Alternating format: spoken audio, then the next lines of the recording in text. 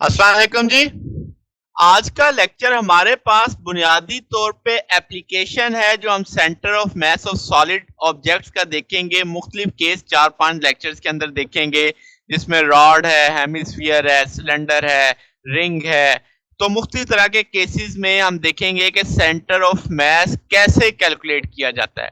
तो आज के लेक्चर में हमारे पास centre of mass of a uniform rod. तो हमारा मेन टॉपिक हुआ centre of mass of a uniform rod. Let's say consider करते हैं कि हमारे पास एक रॉड है जिसकी लेंथ कितनी है, एल है, और वो पॉजिटिव एक्स एक्सिस के अलोंग हमने उसे रखा हुआ है। अब हम ये भी मानते हैं कि रॉड यूनिफॉर्म है तो उसका मास यूनिफॉर्मली डिस्ट्रीब्यूटेड है उसकी लेंथ के अलोंग। ठीक होगी बात। तो इसका मतलब अगर लेंथ के अलोंग मास डिस्ट्रीब्यूटेड है यूनिफॉर्मली तो उसके बाद लीनियर मास डेंसिटी होगी जिसे हम म्यू से जाहिर करेंगे। तो लीनियर मास डेंसिटी से हम देख सकते हैं म्यू बराबर होगा डीएम ओवर डीएल। तो आप इसे फिल वक्त अपनी जरूरत के लिहाज से, चूंकि आप एक्स एक्सिस पे हैं तो डीएम ओवर डीएक्स मान सकते हैं। यहां से डीएम की वैल्यू सोची जा सकती है म्यू डीएक्स, इस तरफ जाके मल्टीप्लाई कर देगा तो इक्वेशन बन जाएगी। डीएम बराबर आ जाएगा म्यू डीएक्स के, जो कि इक्वेशन नंबर 1 है जो लीनियर मास डेंसिटी बता रही है रॉड की। अब आपके पास टोटल मास अगर मैं कहूं कि इस रॉड का कितना होगा, तो आप देखो रॉड के मैंने छोटे छोटे पैच किए हुए हैं। तो इस एक छोटे पैच का आपका साइज मास दिख रहा है डीएम। तो इस तरह सारे डीएम जितने भी मैंने टुकड़े किए होंगे सारों को जमा कर लूंगा, यानी इंटीग्रल कर लूंगा तो टोटल मास आ जाएगा। तो m आप देखो मैं लिख सकता हूं इंटीग्रल dm, और आपको पता है dm की वैल्यू म्यू dx है, और dx भी अब आपको नजर आ रहा है। यानी आपने जो लेंथ के पैच बनाए हुए हैं उन सबको कंसीडर करना पड़ेगा। तो म्यू तो कांस्टेंट होने के नाते बाहर चला जाएगा, dx इंटीग्रल में बचेगा आपके पास। अच्छा, अब सेंटर ऑफ मास का जो फार्मूला हम जानते हैं उसके मुताबिक XCM जो सेंटर ऑफ मास की पोजीशन है 1 ओवर टोटल मास, और इंटीग्रल है XDM के।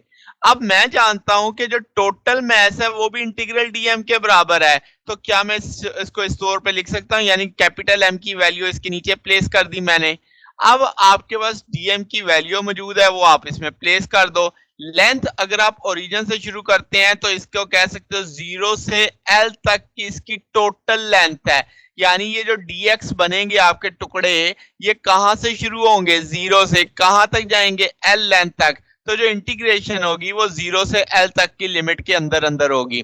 तो आपने ये जो इक्वेशन बनाई थी इसमें लिमिट्स कंडीशन लगा दी कि 0 से L तक है, x और dm की वैल्यू डाल दी। dm हम जानते हैं म्यू dx के बराबर होता है, ऊपर नीचे दोनों जगह डीएम की वैल्यू लग गई। अब कुछ चीजें आपके पास सॉर्ट आउट हो सकती हैं। कैसे कि भाई म्यू म्यू से कट जाएगा, ऊपर एक्स डीएक्स नीचे डीएक्स आ जाएगा। अब आप क्या करने वाले हो कि ऊपर इंटीग्रेशन देखो तो एक्स स्क्वायर बाई 2 और 0 से एल तक की कंडीशन, नीचे सिंपल एक्स आ जाएगा, इंटीग्रल डी से कट जाएगा तो बाउंड आपके पास। अब आप इसमें जब वैल्यू प्लेस करोगे तो एल स्क्वायर बाई 2 आ जाएगा और नीचे सिर्फ एल आ जाएगा, तो एल एल से कट जाएगा। तो आपका सेंटर ऑफ मास की जो पोजीशन आई 1/2 एल आई। क्या मतलब कि रॉड का जो सेंटर ऑफ मास है वो उसके मिडवे है, यानी बिल्कुल दरमियान में बनेगा। मगर याद रखना ऐसा सिर्फ तभी होगा अगर आपका मास यूनिफॉर्मली डिस्ट्रीब्यूटेड है अलोंग दी रॉड लेंथ, जो अलोंग दी लेंथ है आपके पास। ठीक होगी बात। तो ये हमारे पास प्रूफ आ गया कि अगर कोई आपसे पूछे कि यूनिफॉर्म डिस्ट्रीब्यूशन है मास की एक रॉड के अंदर तो उसका सेंटर ऑफ मास कहाँ होगा, तो आप बिला झिझक बता सकते हैं कि मिडवे पे होगा, दरमियान में होगा। तो ये जनाब हमारा आज का टॉपिक था। हमने देखा बेसिकली एक एप्लीकेशन के तौर पे लिया हमने ये टॉपिक है, हमने सेंटर ऑफ मास मालूम किया एक रॉड का। अगर आपको इसमें कोई डाउट हो, कोई बात क्लियर ना हो रही हो तो नीचे कमेंट्स में पूछ सकते हैं। वीडियो अच्छी लगी हो तो वीडियो को लाइक कीजिएगा, दोस्तों के साथ शेयर कीजिएगा, चैनल को भी सब्सक्राइब कर दीजिएगा। अब तक के लिए इतना ही, बाकी इंशाल्लाह फिर नेक्स्ट देखेंगे। ओके, अल्लाह हाफिज।